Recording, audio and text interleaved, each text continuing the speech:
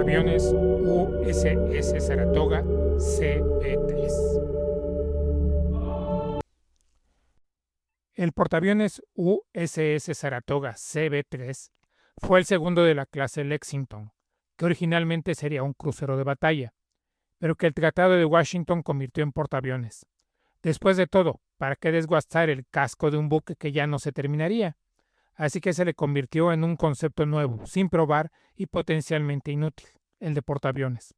Además, al usar un casco ya construido se ahorraría mucho tiempo y se tendría un portaaviones enorme, por un precio bastante bajo. Después de todo, hay que considerar que el primer buque de este tipo en la US Navy fue el US Langley, que era un pequeñín al lado de los enormes Lexington. La Primera Guerra Mundial terminó con el absoluto convencimiento de que no habría más guerras, y de que en caso de que la hubiese, el acorazado sería el arma naval predominante. Norteamérica había iniciado un enorme programa de construcción naval, en el cual estaban planeados 3 controversiales cruceros de batalla. Un concepto que parecía haber volado por los aires junto al HMS Invencible durante la batalla de Jutlandia. Las construcciones navales no son fáciles de detener, así que la US Navy aún tenía 3 de ellos en grada. La firma del Tratado de Washington implicó una limitación de las flotas más importantes del mundo. Esto significó que los enormes buques en construcción serían desguazados o convertidos en otra cosa. Así que los 2 primeros buques de la clase Lexington serían convertidos en portaaviones, un nuevo concepto que había surgido en la Royal Navy y que propugnaba por un buque que llevara aviones, cuya función fuera proteger a los buques propios de los zeppelines y proporcionar reconocimiento lejano y reglaje artillero a toda la flota de batalla. El Saratoga fue comisionado el 16 de noviembre de 1927 y realizó su crucero inaugural por el Caribe, después de lo cual fue enviado a San Francisco para unirse al escuadrón destacamentado ahí. Eran los tiempos en que se había abolido la idea de una flota por cada océano y los buques hacían constantes viajes entre una base y otra, aunque en realidad solían distanciarse poco del Canal de Panamá, y en la práctica se conservó la división. Durante la década de los 30 participó en diferentes ejercicios, y en su cubierta se fogaron y aprendieron su trabajo muchos de los que serían almirantes en la siguiente guerra. Algunos de estos ejercicios dejaron aprendizajes muy profundos, como descubrir que el momento de mayor vulnerabilidad de un portaaviones es cuando sus portaaviones están aparcados, reabasteciéndose, una lección que después sería usada en Midway. Por sorprendente que parezca, también realizaron un ataque, entre comillas, sorpresa sobre Pearl Harbor, que sin embargo parece que fue olvidado por los mandos. Aunque en su defensa, debe de pensarse que los ataques de toda un ala de un portaaviones se consideraban muy débiles, y por lo tanto se creía que los buques atacados por ellos solo serían dañados. El arbitraje naval nunca ha sido una ciencia exacta.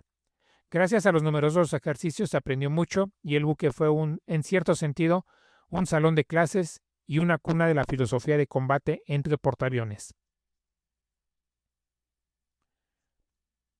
El 7 de diciembre de 1941, el Saratoga se encontraba en la costa oeste de Estados Unidos, después de una muy necesaria modernización. Estaba por recoger a su grupo aéreo, que había estado entrenando en lo que el buque estaba en astillero, y partió rápidamente a Pearl, donde formó el núcleo de la recién formada TF-14, que rápidamente fue creada con el US Tangier y el US Nanches más algunos destructores.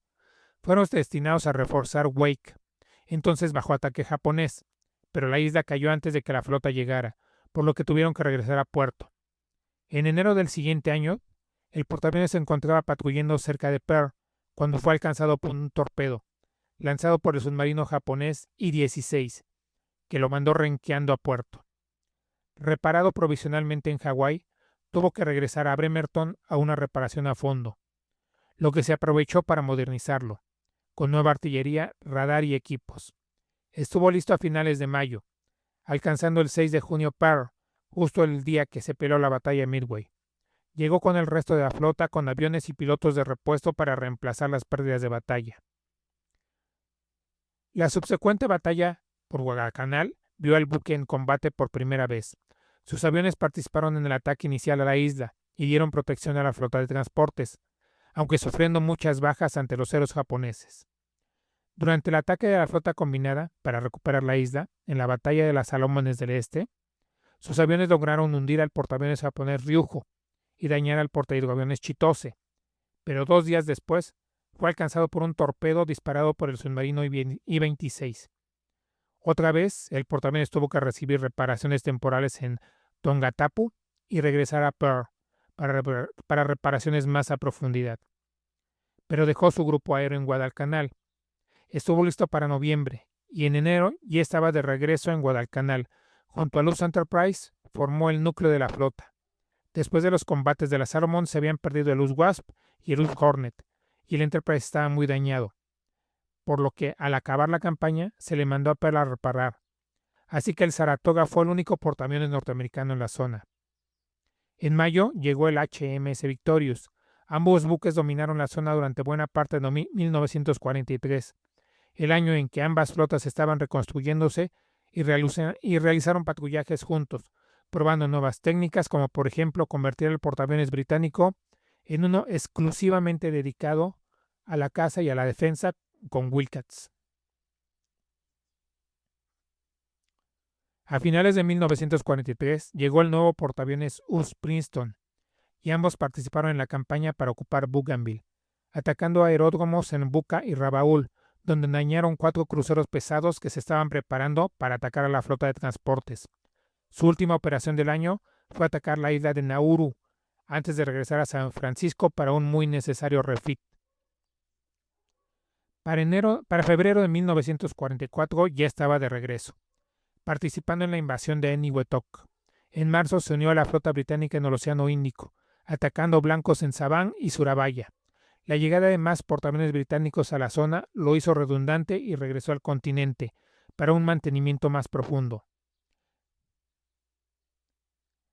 Ya a mitad del año estaba de regreso al frente, pero en una labor especializada. Junto al Enterprise se convirtieron en los primeros buques de su clase en operar exclusivamente con aviones nocturnos, formando la CAP nocturna de la flota.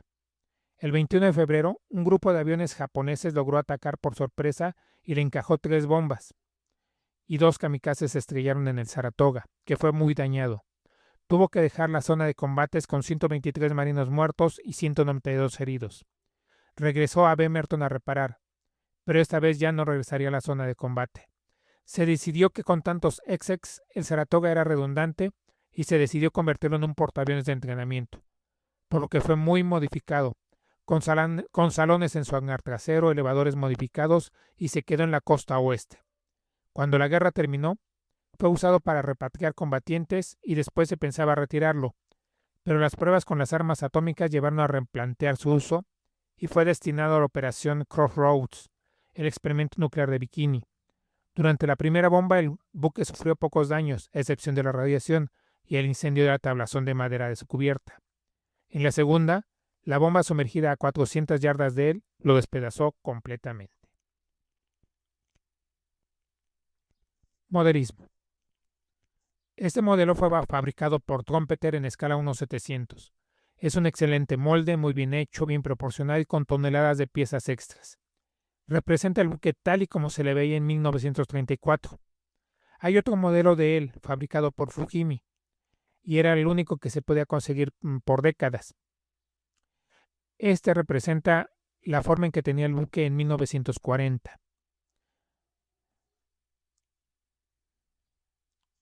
Este es el modelo original de Trumpeter, directo de la caja.